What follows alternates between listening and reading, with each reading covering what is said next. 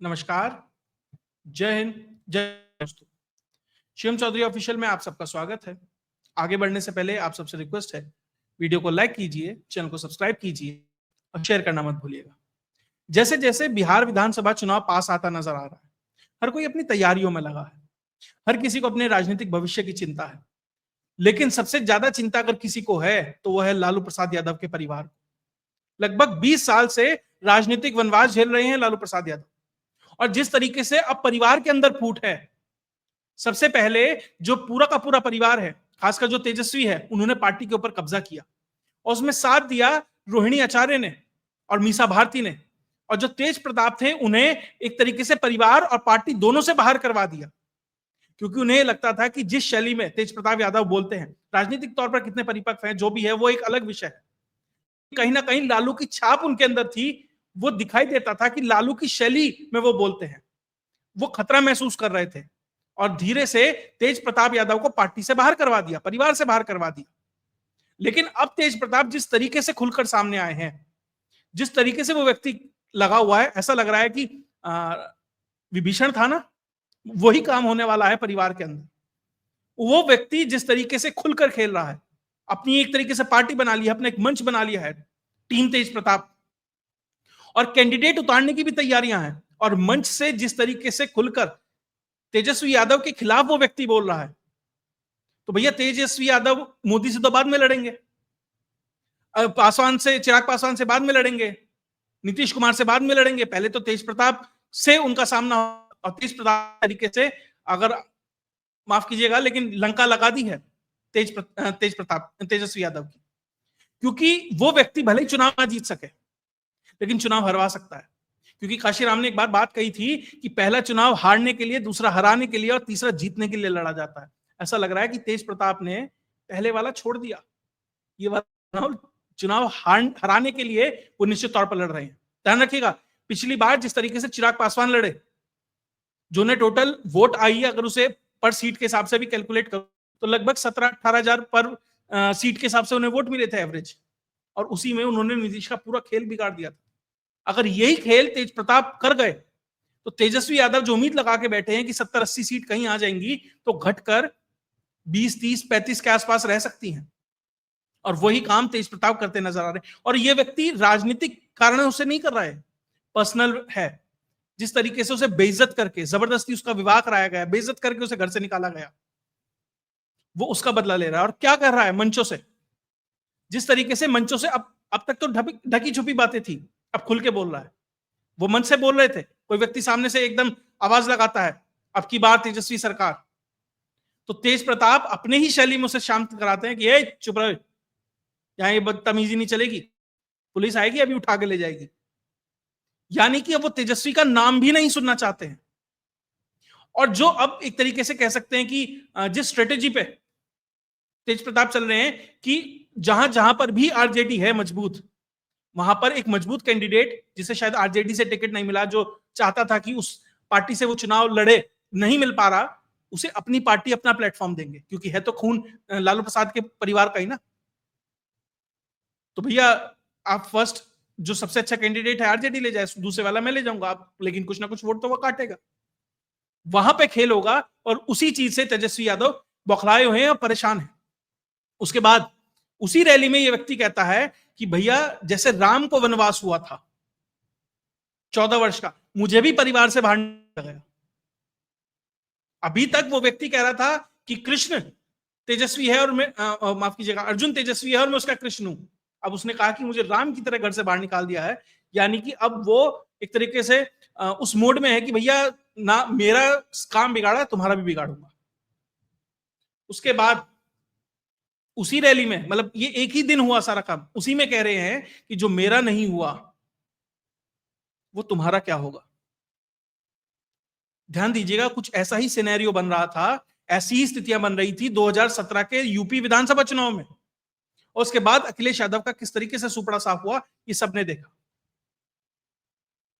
और अभी तो जो तेजस्वी थे उनके पीछे रोहिणी आचार्य खड़ी थी, मीसा भारती खड़ी थी कि ठीक है हम तुम्हें सपोर्ट करते हैं। अब जब उन्हें लगा कि तेजस्वी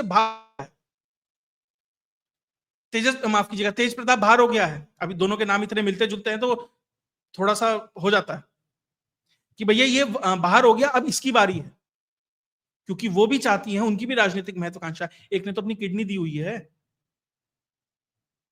तो रोचारे कहती हैं, जब उनसे पूछा जाता है कि मुख्यमंत्री कैंडिडेट कौन होगा, तो उन्होंने कहा अभी तो शादी नहीं हुई, अभी तो दूल्हा ही नहीं है, तो कैसे बताएं किसके साथ सुहागरात होगी। अब देखिए, पहले तो शब्दावली देखिए।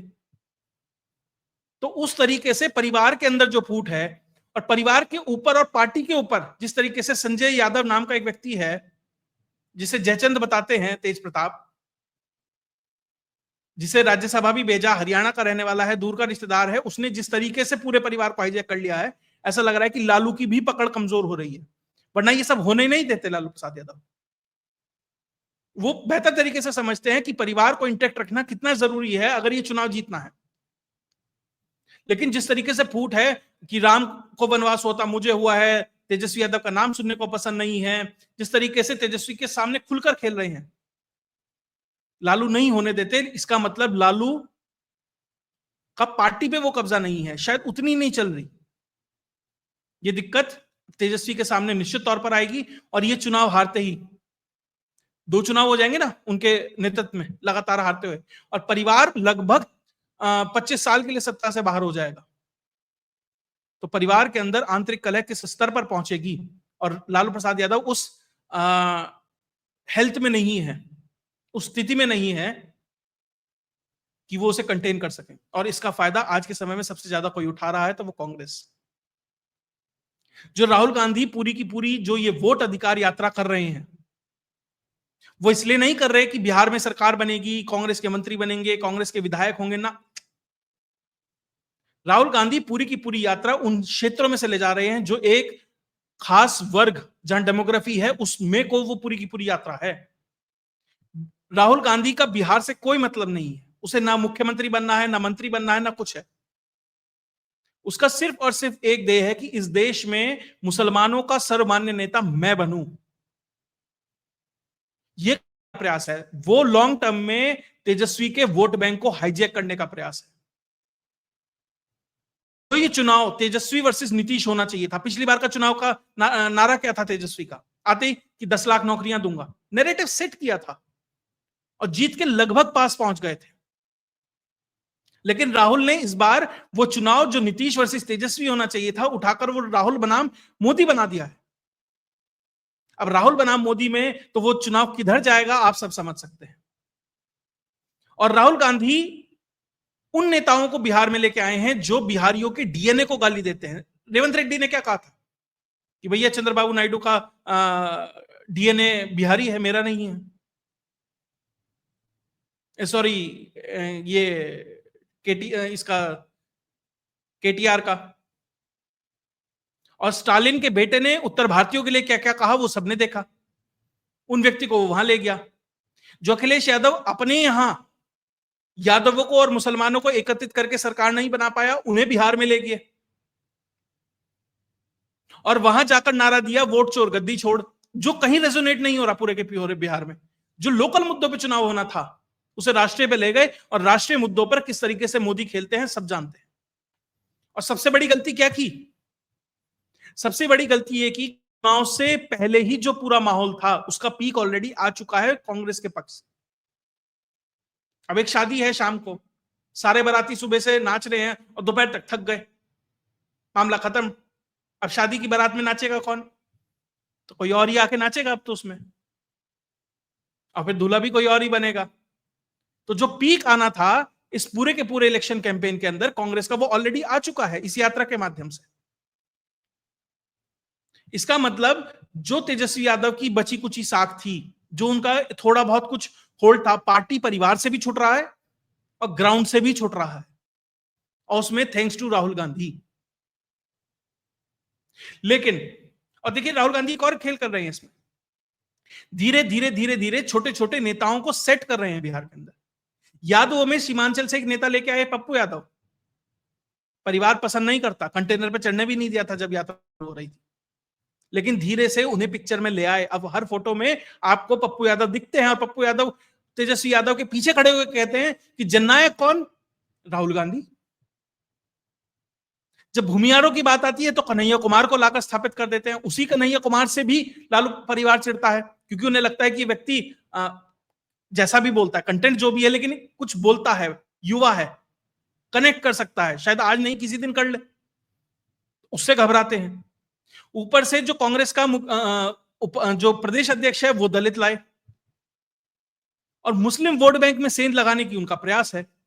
तो धीरे धीरे अपने लिए वो छोटे छोटे लोग सेट कर रहे हैं कि जब बार्गेनिंग हो तो वो अपना कुछ ना कुछ निचोड़ सके, कुछ ना कुछ ले सके। पिछली बार 70 सीट मांगी थी, 19 जीते थे, और लालू यादव ने कहा था कि हमने सीट ज्यादा दे दी इसलिए हम आ रहे हैं, लेकिन इस बार 100 सीटें मांग रहे हैं भाई साहब।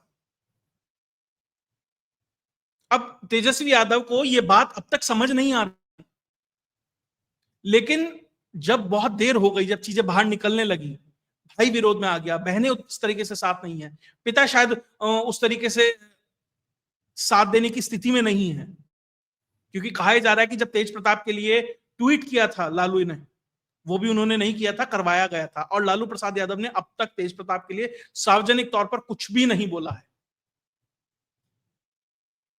और तेजस्वी यादव अब धीरे धीरे समझ रहे हैं कि किस तरीके से अपने हाथ से जो माहौल ये निकल रहा है।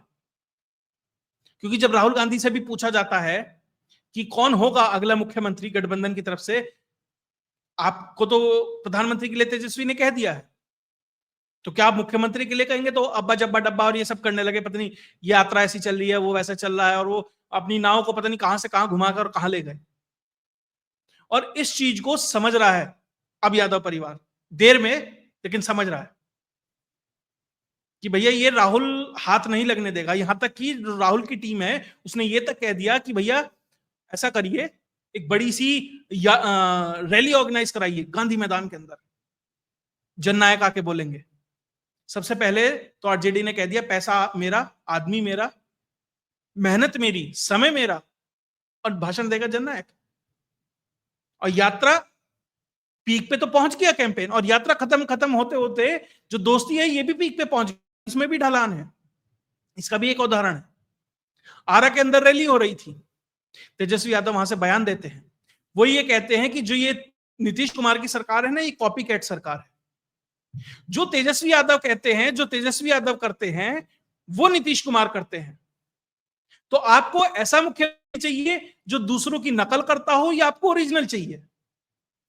अब नकल करने में तो नीतीश है, ओरिजिनल कौन है? इसका मतलब उन्होंने स्थापित कर दिया कि राहुल गांधी अपने मुंह से ना बोले, लेकिन उसी मंच पर राहुल गांधी भी थे, अखिलेश भी थे, और जितने भी ये तथाकथित एनडीए इंडी गठबंधन है उसके लोग थे, और वहां साफ कह दिया कि भैया ओरिजिनल तो मैं हूं। और ना ही सिर्फ अपने परिवार में वो मैसेज दिया, अपनी पार्टी में दिया, बल्कि अपने गठबंधन में भी दिया। लेकिन साहब आते आते आपने लेट कर दिया है। कारण अब इसके बाद आप क्या करेंगे? कैंडिडेट जो एनडीए गठबंधन है उसने तो लगभग कैंडिडेट भी डिसाइड, मतलब ये सीट शेयरिंग भी डिसाइड कर ली है। अभी तो इस तरफ सीट शेयरिंग भी नहीं हुई है कि कौन कितने सीट पे लड़ेगा, कौन दूल्हा बनेगा, कौन सुहागरात मनाएगा, ये भी नहीं पता है अभी तो। और उधर तो सब तय हो गया है, इतने घराती होंगे, इतने बाराती होंगे, ये टेंट वाला होगा, ये हलवाई होगा, इस तरह का स्टेज सजेगा, वो सब तैयारी है। और सबसे बड़ी बात, अभी तो मेन कैरेक्टर नरेंद्र मोदी मैदान में ही नहीं उतरे हैं, और उससे पहले ये जो गठबंधन है लठबंधन बन गया है। जब नरेंद्र मोदी उतरेंगे और भाषण होंगे, रैलियां होंगी, आज भी जिस तरह का रुतबा प्रधानमंत्री नरेंद्र मोदी का बिहार में है, वो इस लोकसभा चुनाव में दिखा, जब हिंदी बेल्ट में लगभग हर जगह नुकसान हुआ, राजस्थान, हरियाणा, उत्तर प्रदेश, हर जगह नुकसान हुआ, जहां पर वहां गुजरात तक में सीट हारी है,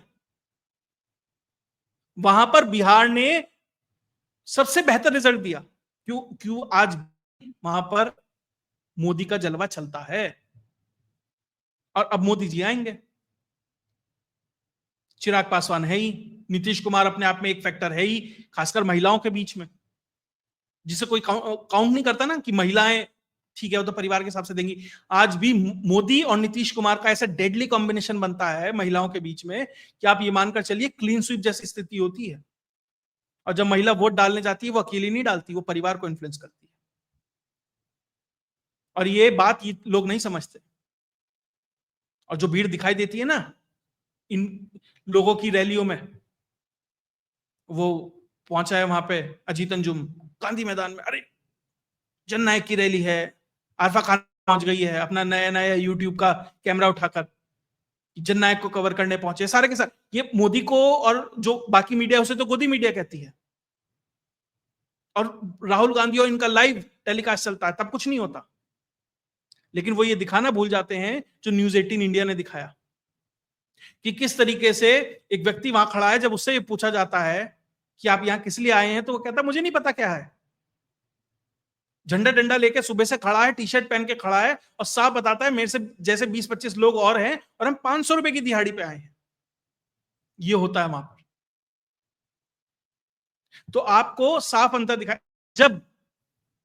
जब जाकर चुनाव होगा और ये चुनाव हार जाएंगे, तो या तो ईवीएम में गड़बड़ी होगी या फिर गड़बड़ी होगी आपके वोटर लिस्ट के अंदर। अभी राहुल गांधी कह रहे हैं ना, राहुल गांधी ने कहा भी तो मैंने एटम बॉम्ब फोड़ा था, हाइड्रोजन बॉम्ब फोड़ूंगा।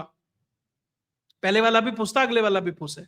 और हिंट दे देता हूं, एच बॉम्ब यानी हरियाणा से जुड़ा हुआ कुछ हो सकता है। और आज ही अमेरिका से नई टूल किट आई गई है, जातिवाद के आधार पर किस तरीके से खेलना है वो ये खेलेंगे। तो पहले भाई ने भाई की नीचे से खींच ली जमीन, क्योंकि वो लगा है कि किस तरीके से इसको सेट करना है। और देर हो गई, देर आते आते तेजस्वी को भी समझ आया, लालू को भी समझ आया हमारे साथ किस तरह का धोखा हो रहा है। अब उन्होंने राहुल के नीचे से भी जमीन खींच ली। और ध्यान रखिएगा, अब इनके बीच में लठ बजेगा कि किसको कितनी सीट मिलनी चाहिए। मजा तब आएगा, तब देखते हैं कि जो फोटो डाली जा रही है ना, 3 भाई सब पे तबाही उसने डाली थी अखिलेश ने, कि अखिलेश, तेजस्वी और राहुल बैठे हैं, तब पता लगेगा कि तबाही किस कैंप में बची है। अभी देखिए जैसे जैसे बिहार चुनाव बढ़ेगा, बहुत इंटरेस्टिंग होने वाला है, बहुत मजा आने वाला है। रिजल्ट पता है क्या होगा, लेकिन होता है ना, पता होता है कि जिम्बाब्वे और इंडिया के बीच का रिजल्ट क्या होगा, लेकिन आदमी एंजॉय तो करता ही है कि सचिन शतक मारेगा, कोहली शतक मारेगा, तो वो तो देखने जाता ही है ना कि कितने लंबे लंबे छक्के लगेंगे। वही होने वाला है आज की परिस्थिति में। राजनीतिक रूप से आज क्या हो रहा है वो ये है, राजनीति बदलती बहुत तेजी से है, लेकिन आज की स्थिति में लगभग जिम्बाब्वे वर्सेस जो भारत है कुछ वैसा ही हो रहा है। बाकी देखते हैं आगे क्या होता है। जो भी खबरें इससे जुड़ी आएंगी वो आपके सामने लेके आते रहेंगे। बिहार के चुनाव का पूरा विश्लेषण आपके साथ करेंगे। अगर आपको ये वीडियो अच्छा लगा, ये विश्लेषण अच्छा लगा, तो वीडियो को लाइक कीजिए, चैनल को सब्सक्राइब कीजिए और शेयर करना मत भूलिए। जय हिंद, जय भारत।